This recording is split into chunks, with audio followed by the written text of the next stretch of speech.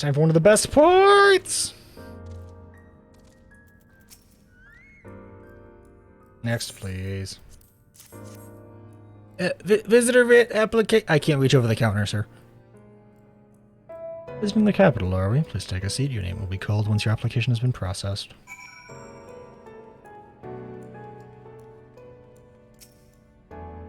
This is going to be so unintentionally funny.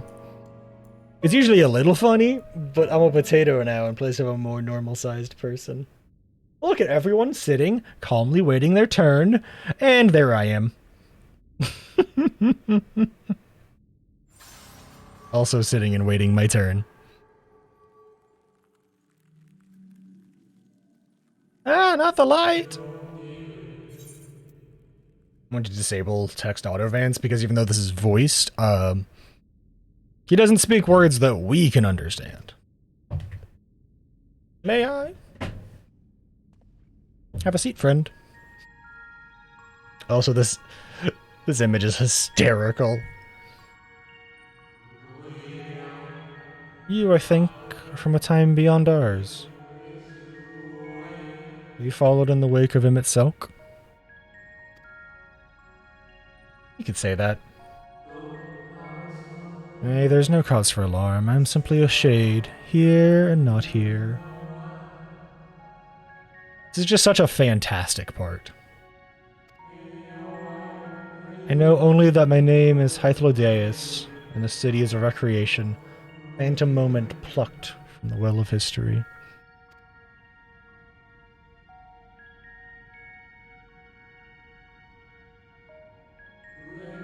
These others seem unaware of their pale existence, but I wonder if Emmett Selk's mind was distracted when it came to my reconstitution. Stray thought would have been enough.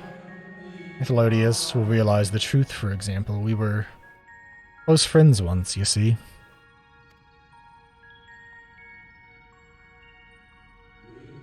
Yet in spite of my perception, I play the same role as all the rest. A bit part. And to bring color and noise to this well-crafted stage. Too much scrutiny and we shall burst like the fragile bubbles we are. Thus I tell you again, my presence is not to concern you. I wish only to share your company whilst we wait.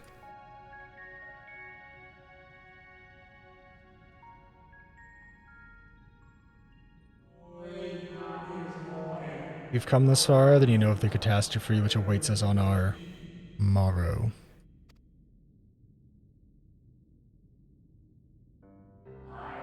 Final day.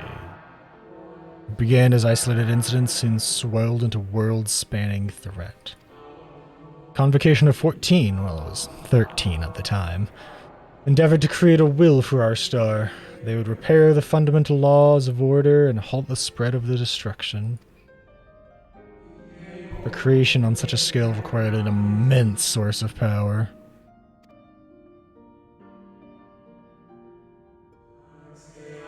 Those of us who still lived, nearly half offered up their lives in the name of salvation.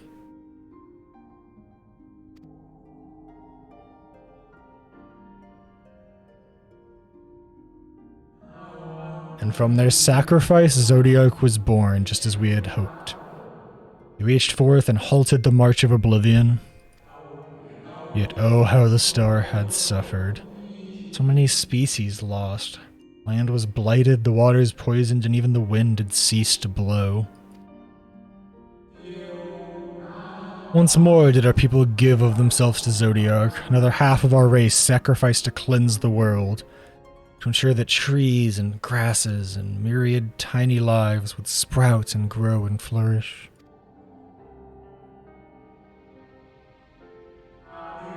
The cycle of life had begun anew, and we recognized the means by which we might protect it. The convocation decided thus. We would nurture our world until it was bursting with vitality. Then, when the time was right, we would offer some portion of its living energy to Zodiark. In return, he would restore to us those brethren whose souls had fed his strength, and together we would resume our role as stewards. There were, however, those who disagreed with this plan. They argued that enough had been sacrificed to Zodiark, that this new world should belong to the lives newly born. These dissidents surrendered their life energies in the creation of Heidelin, an incarnation of the opposing belief. For the first time in history, our people stood divided. Know you, then, how this conflict ended?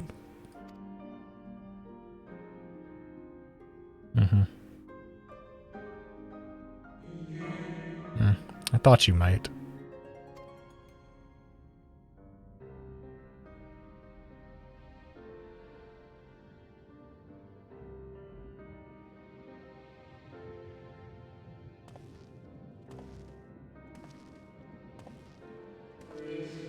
Emetselk has ever been a champion for the will of Zodiark. The original plan may have been set back by millennia, but he will not have abandoned his course. He will pay the price for our return by whatever means is necessary. And though he may carry himself with a certain glib ease, Emetselk is not a man to bear his burdens lightly. In fact, I imagine they have only grown heavier with every passing century.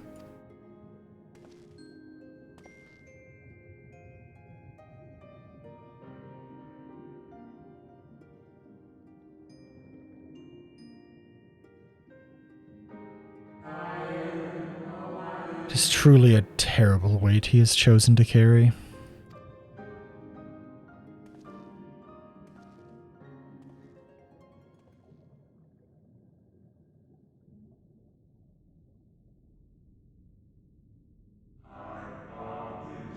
Oh, Sproutington!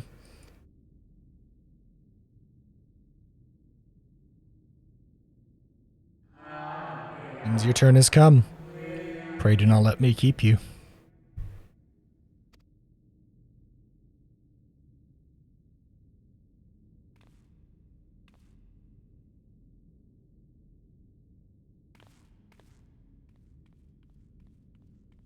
That little potato walk. Ah, there was one last thing. You walk with another at your side, yes?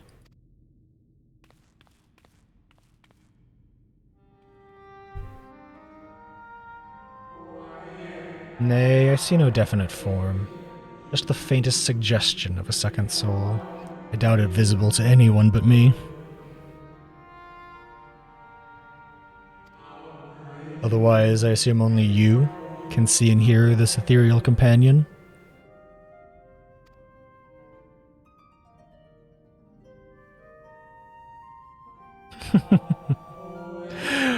Your connection is hardly a coincidence. In our time, the two of you were one. The color of your souls tells the tale.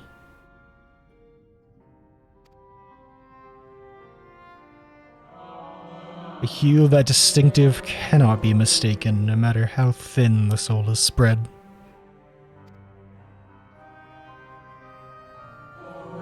This is just the kind of fight I might expect for one such as he.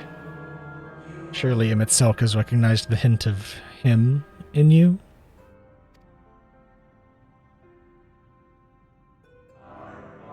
Oh, Sproutington!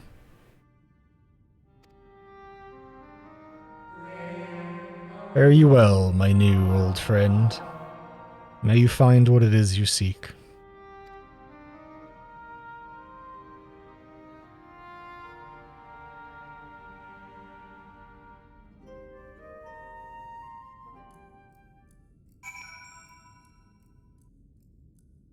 God, I love that scene so much. That is just so cool. Ah.